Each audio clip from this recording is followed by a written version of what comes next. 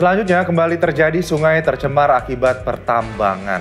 Air sungai tak dapat lagi memanfaatkan, warga yang mencoba menyuarakan keresahan malah ditahan. Jernihnya Sungai Sangaji kini hanya tinggal kenangan. Jauh sebelum ada perusahaan tambang di bagian hulu sungai, air kerap dipakai warga untuk minum, masak, mencuci, bertani, hingga pengolahan sagu.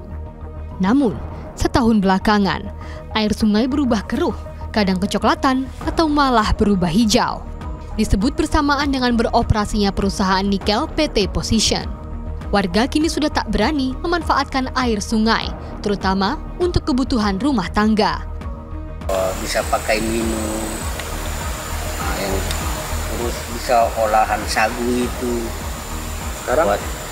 Kalau sekarang yang minum itu secara bisa. Kenapa? Karena memang kita juga so takut tuh, was-was. Dong memprotes itu, dong rasa takut dan lain-lain itu ada.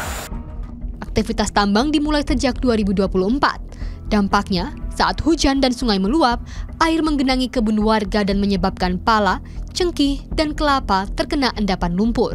Warga meyakini endapan ini yang membuat tanaman mati. Upaya protes juga sudah pernah dilakukan oleh warga. Namun, malah berakibat pada aksi penangkapan oleh pihak kepolisian. Kalau banjir itu kan dia punya pecek, itu kenal di pohon-pohon pala, pohon cengkeh. Itu kalau kita tidak sikat dia punya pohon itu pala itu mati. Jadi kalau sudah selesai banjir itu kita ke kebun itu sikat dia punya pohon pala itu. Karena kebanyakan yang ditangkap itu kan mereka itu kan semua petani.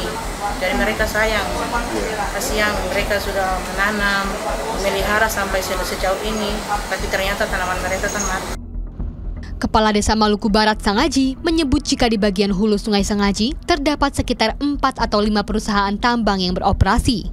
Tidak memungkiri bahwa aktivitas pertambangan itu berdampak pada rusaknya habitat di Sungai Sangaji.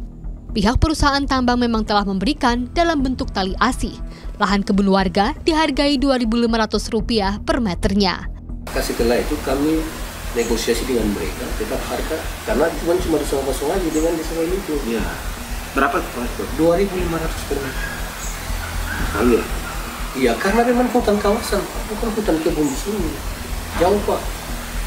Hutan ini hutan rimba di sana, cuma karena masyarakat kaping saja, bukan menalami semacam ada tanaman atau benar. Itu tidak ada sama sekali. Ya. No, hari ini kalau misalnya ada kelapa dan itu memang ketergantungan hidup kami di situ, itu boleh-boleh ya. Atas aksi penangkapan kepada warga yang melakukan protes, polisi sudah menetapkan 11 tersangka karena dianggap merintangi kegiatan usaha pertambangan berizin dengan ancaman pidana.